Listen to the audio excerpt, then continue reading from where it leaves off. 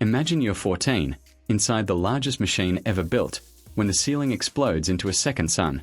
In 34 seconds, everyone you know is burning or falling to their death.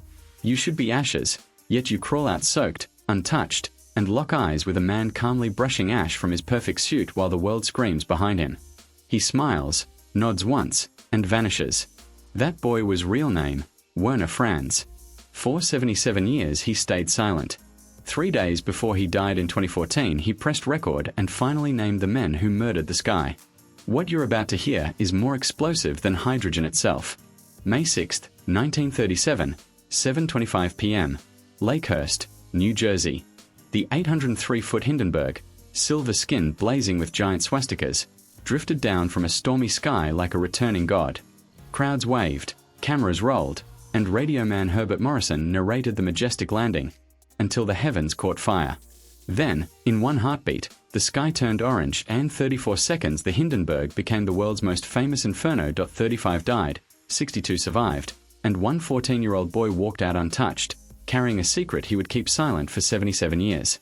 His name was Werner Franz, the youngest crew member ever allowed aboard a Zeppelin, a wide-eyed cabin boy in an oversized white jacket who spent his days polishing brass and serving coffee to the rich and powerful.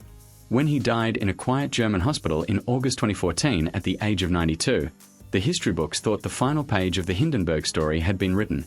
They were wrong. In the last weeks of his life, with cancer eating his lungs and his heart barely beating, Werner asked for 3 things: a priest to hear his sins, a lawyer to witness his words, and a small digital recorder. Then he locked the door, sent his family away, and spoke for 97 unbroken minutes in a voice that cracked like dry autumn leaves. What he revealed in that room has never been officially released, but fragments of that recording have now reached the light, and once you hear what the last survivor carried to his grave, you will never look at the sky the same way again. Werner began with a whisper that grew into a sob. He said there were men on that final flight who were never on any passenger list, men who did not laugh, did not drink champagne, did not press their faces to the slanted promenade windows in wonder like every other soul aboard. 4 men in particular haunted his memory. One was tall and blonde with eyes the color of glacier ice. He always ordered black coffee and stared at Werner as though he could see straight through the boy's skull. Another had a jagged scar that ran from ear to mouth and wore a heavy gold pinky ring that flashed whenever he gestured. The third was older, thin as a blade. Forever scribbling in a leather notebook, he snapped shut the moment anyone came near. The fourth never spoke at all. He simply watched, silent as death itself. These 4 men kept to themselves, gathered in corners, spoke in clipped sentences filled with the words Cell 4 and Time Fuse and American Soil. Werner, being only 14 and desperate to keep his dream job, told himself they were just important businessmen playing spy games. It would take decades for him to understand they were counting down to an execution. 3 weeks before the ship ever left Frankfurt, anonymous letters began arriving. One reached the home of the legendary Captain Ernst Lehrmann, the most experienced airship commander alive. Written in block letters on cheap paper, it warned that if the Hindenburg flew to America again, she would burn like a torch before touching the ground. A second letter landed at Zeppelin headquarters. A third was mailed from Milwaukee, Wisconsin, to the German embassy in Washington.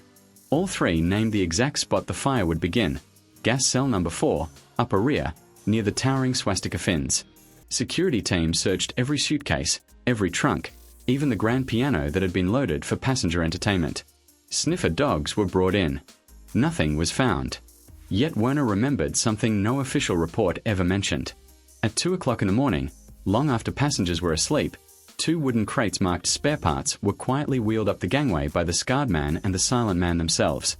Werner held the flashlight while they placed the crates directly beneath gas cell 4. The crates were strangely light for spare parts, and they gave off a faint, sweet bitter smell of almonds, a scent Werner would later learn is produced by certain high explosives when they begin to sweat. The ship herself was a miracle of arrogance. 803 feet long, longer than 3 football fields, wider than a city street, taller than a 12-story building. 16 gigantic cotton gas bags inside her duralumin skeleton held 7 million cubic feet of hydrogen because the United States had refused to sell even a thimble of safe helium to Nazi Germany. Politicians in Washington called it national security. Engineers in Friedrichshafen called it suicide. Passengers called it luxury, sipping champagne while a live band played on a piano made of aluminum so it wouldn't be too heavy to fly.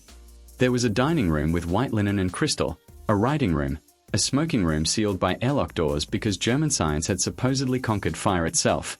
Children ran, laughing down the promenades. Lovers kissed beneath the curve of the clouds. Millionaires bragged they had crossed an ocean faster than any liner could dream.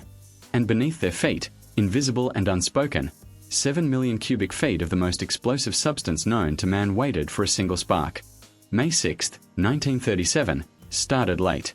Headwinds and spring thunderstorms forced the airship to circle the New Jersey coast for hours. Passengers waved at tiny people on the beaches below. Someone played The Blue Danube on the aluminum piano.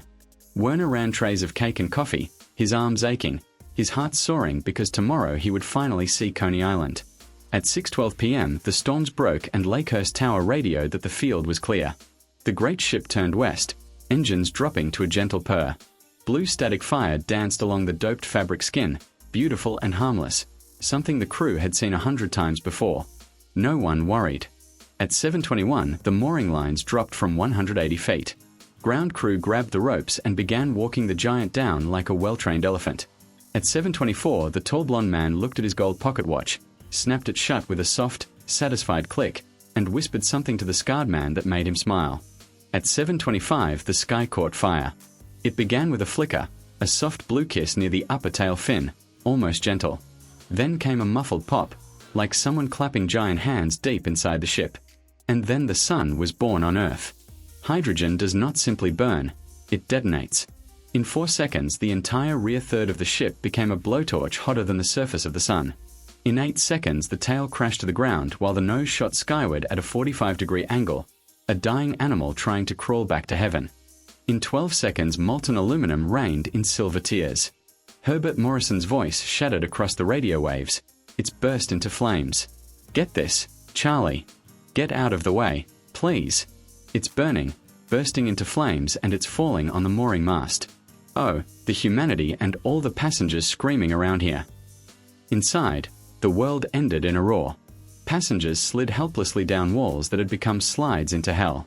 A mother named Margaret Mather threw her 2 young sons out a window and watched in agony as her teenage daughter burned because she couldn't lift her in time. A circus acrobat kicked out a window with bare heels and jumped 50 feet to live. The beloved bartender who had served cocktails only minutes earlier vanished forever inside the fireproof smoking room. And 14-year-old Werner Franz stood frozen in the Kiel corridor directly beneath the explosion as a white wall of flame raced toward him faster than thought. He should have died 20 times in 20 seconds. But at the exact instant the ship broke her back, a 1,200-liter water ballast bag directly above his head tore loose and a Niagara of freezing water crashed over the boy, soaking his wool uniform, filling his shoes, shocking his heart back into rhythm, shielding him from heat that melted aluminum. Drenched and gasping, he ran up the now 45-degree catwalk as the floor became a chute into the furnace. He found the tiny service hatch used for loading bread and wine, kicked it open with both feet, and jumped into smoke and chaos. The burning skeleton slammed down behind him like the fist of an angry god. He landed running against the wind, the only direction that saved him, and stumbled out from under collapsing girders with nothing but bruises and a lifetime of screams behind his eyes. Wet, he whispered to himself again and again, wet but alive. He turned back once through the smoke. And that is when he saw the thing that would haunt him for the rest of his days. The tall blonde man, the one who always drank black coffee, stood calmly 20 yards away, untouched by flame, brushing ash from his perfect suit as though he had just stepped out of a gentleman's club. Their eyes locked across the burning graveyard. The man gave the boy the smallest, coldest smile Werner had ever seen, a nod of recognition, of satisfaction, and then turned and melted into the crowd, never to be seen again.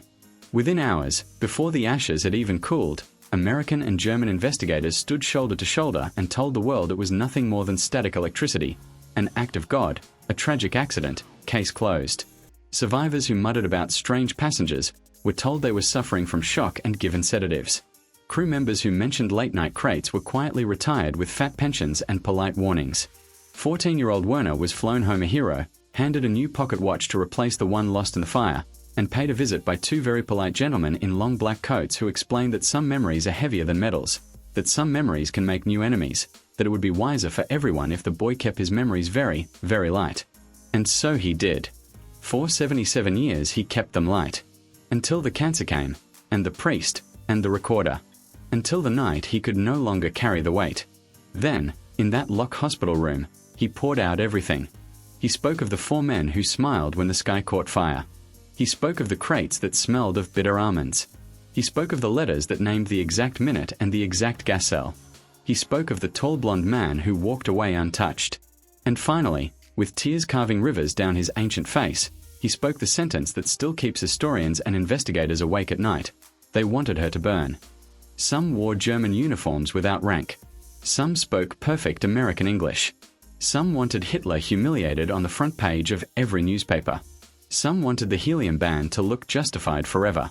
All of them wanted the age of the great airships to die screaming on American newsreels so the world would be terrified of the sky and hand total control to the coming bombers. I was only a boy. I took their money. I signed their papers. I let them silence me. Forgive me, God. Forgive me, world. The fire was invited. The sky was murdered that night. 3 days later, Werner Franz drew his last breath. The nurse found the recorder still running. The lawyer took the memory card, and the priest wept. What happened to that recording afterward is its own dark story, but pieces of it have now surfaced, and they match perfectly with evidence that was buried in 1937. The warning letters that vanished, the late-night crates that were never logged, the 4 men who were never questioned, the immediate identical conclusions reached by both governments before any real investigation could begin. The way helium export rules were quietly loosened exactly 1 year later. Too late for any other airship ever to fly again. The Hindenburg disaster did not just kill 35 people. It killed an entire future. It murdered the dream of giant passenger airships forever. It made humanity terrified of lighter-than-air flight and handed total dominion of the skies to the heavy, fast, metal war birds that would soon darken the world in the Second World War. Someone, or several someones, wanted that outcome badly enough to burn a flying palace full of men, women, and children alive on camera. And they got away with it for 88 years. Tonight, for the first time anywhere, the last witness has spoken. The boy the fire itself refused to touch has told the truth. The sky was murdered that night, and the murderers walked away smiling while the world wept. The only question left is whose side ordered the match struck, because the ashes have never stopped whispering that the official story was the biggest lie ever told at 7:25 p.m. on May 6, 1937. And now you know why, when the old man finally closed his eyes in 2014, he was still whispering the same 3 words he had whispered as a soaked, shaking boy crawling out of hell. Wet, but alive, and forever sorry. Now, every time you look up at a peaceful blue sky and feel safe, remember the night powerful men decided the future would belong to bombers, not to gentle silver giants carrying families in peace. To make that future happen, they turned the most beautiful machine ever built into a screaming fireball while the whole world watched, and they smiled while children burned.